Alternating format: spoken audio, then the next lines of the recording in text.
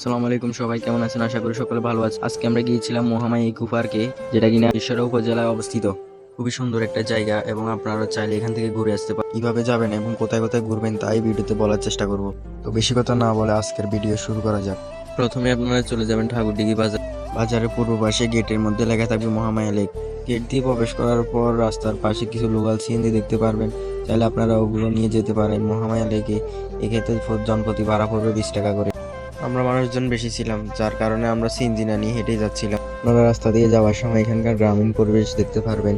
আসলে খুবই সুন্দর লাগবে দেখতে। আর যেটা সবচেয়ে বেশি ইউনিক সেটা হচ্ছে সম্পূর্ণ পাহাড়টি রাস্তা থেকেই দেখা যায় এবং রাস্তার পাশে একটি পদ্মা গ্যাস কোম্পানির কারখানা অবস্থিত। তারপরে আরো একটি কোম্পানি রয়েছে যেটির নাম হচ্ছে সিভি বাংলাদেশ কোম্পানি লিমিটেড। সামনে ট্রেনের আবার শোনা যাচ্ছিল, তাই দৌড়ে গেলাম ট্রেন দেখার জন্য। রাস্তার সামনে যাওয়ার সাথে সাথে ট্রেন চলে আসলো।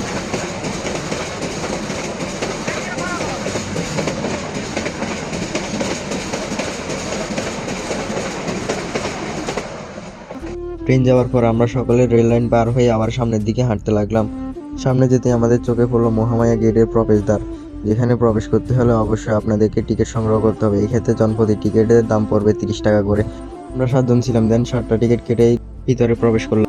ভিতরে প্রবেশ করার পরে এখানে কিছু বসার এবং ঘোরার জায়গা রয়েছে। অপর পাশে রয়েছে মহামায়া পার্কের তথ্য কেন্দ্রের অফিস। রাস্তা ধরে সামনে হাঁটলে রাস্তার পাশে কিছু রেস্টুরেন্ট রয়েছে, চাইলে আপনারা এখান থেকে নাস্তা করে বা পার্সেল নিয়ে নিতে পারেন, কারণ সামনে আর এরকম রেস্টুরেন্ট বা দোকান কিছুই পাবেন না। মহামায়া যাওয়ার পথে এই জায়গায় মূলত দুই পাশে গাছ থাকায় অনেক সুন্দর একটা ভিউ পাওয়া যায়। মূলত আমরা মহামায়া লেকের একেবারে সামনেই চলে আসছি। রাস্তা ধরে উপরে ওঠার সাথে সাথে লেকের এরকম একটি ভিউ পাওয়া যায়। এটাই সে মূলত মহামায়া লেক। লেকের মধ্যে আপনারা অনেকগুলো মোটর বোট দেখতে পারবেন, চাইলে আপনারা ওগুলো ভাড়া নিয়ে সম্পূর্ণ লেকটি ঘুরে আসতে পারেন। এবং এখানে অনেক প্রকারের ছোট বোট রয়েছে, চাইলে 2-3 জন মিলে লেকের উপর কায়াকিং করতে পারেন। সবাই অনেক দূর হেঁটে আসার কারণে ক্লান্ত ছিলাম, তাই একটু রেস্ট নিয়ে নিচ্ছি। দেন রেস্ট নেওয়া হয়ে গেলে সকলে আবার হাঁটা শুরু করলাম। আর যদি কেউ নামাজ পড়তে চান তাহলে নিচে নামাজ পড়ার জায়গা আছে, চাইলে আপনারা ওইখানেই নামাজ পড়তে পারেন। হাঁটতে হাঁটতে সবাই সিদ্ধান্ত নিল যে সবাই নাকি পাহাড়ে উঠবে, তাই যে কথা সেই কাজ। সবাই মিলে এক এক করে সবাই একসাথে পাহাড়ে উঠলাম। হাঁটতে হাঁটতে পাহাড়ের আরো উপরে উঠতে থাকলাম। উপরে উঠে কিছুক্ষণ দাঁড়ালাম, দাঁড়ানোর পর চারপাশে দেখলাম। ওইখান থেকে লেকটাকে খুবই সুন্দর লাগছিল দেখতে। তারপর আমরা ওইখান থেকে নামলাম, নেমে সামনে যাচ্ছিলাম অপর পাশে দেখলাম যে একটা রাস্তা উপরের দিকে গেছে, তাই আমরা সকলে মিলে রাস্তাটি ধরে উপরের দিকে উঠতে থাকলাম। রাস্তাটি একবার খাড়া উঠে গেছে, তাই সবাই দৌড়ে উঠতে হলো। দৌড়ে উঠতে উঠতে সামনে দেখতে পেলাম যে এখানে কিছু বসার জায়গা আছে, চাইলে আপনারা এখানে রেস্ট নিতে পারেন বা ছবি তুলতে পারেন। উপরে উঠে দেখতে পেলাম যে একটা পরিত্যক্ত বিল্ডিং ঘর, তাই সকলে বিল্ডিং ঘরের উপরে উঠলাম।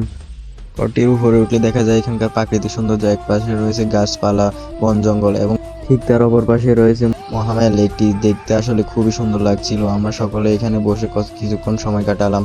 তারপর দেখলাম আস্তে আস্তে সন্ধ্যা হয়ে যাচ্ছিল, তাই আবার সকলে রওনা দিলাম বাড়ি ফেরার পথে। আস্তে আস্তে হাঁটতে লাগলাম রাস্তা ধরে বাড়ি যাবার উদ্দেশ্যে। হাঁটতে হাঁটতে সামনে কিছু দোকানপাট দেখতে পেলাম। সকলকে বললাম যে এখানে নাস্তা করতে, সন্ধ্যা হয়ে যাচ্ছিল কারণ, তাই সকলে বললো যে সামনে করবে, তাই তাড়াতাড়ি সামনে যাচ্ছিলাম। রেল লাইনটা পার হলাম, পার হয়ে দ্রুত সামনের দিকে যাচ্ছিলাম। সামনে একটা হোটেলে ঢুকলাম নাস্তা করার জন্য।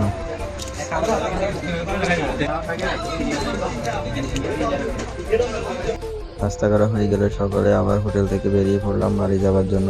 অনেক সন্ধ্যা হয়ে গেছিল, তাই দ্রুত সবাই হাঁটতে লাগলাম। হাঁটতে হাঁটতে অবশেষে ঠাকুরদিঘি বাজারে এসে পৌঁছালাম। তো এই ছিল মূলত আজকের এই ভিডিওটি কেমন লেগেছে তা কমেন্টে জানাবেন এবং চ্যানেল নতুন হয়ে থাকলে চ্যানেলটি সাবস্ক্রাইব করবেন। সবাই সুস্থ থাকবেন, ভালো থাকবেন। দেখা হচ্ছে পরবর্তী কোনো ভিডিওতে।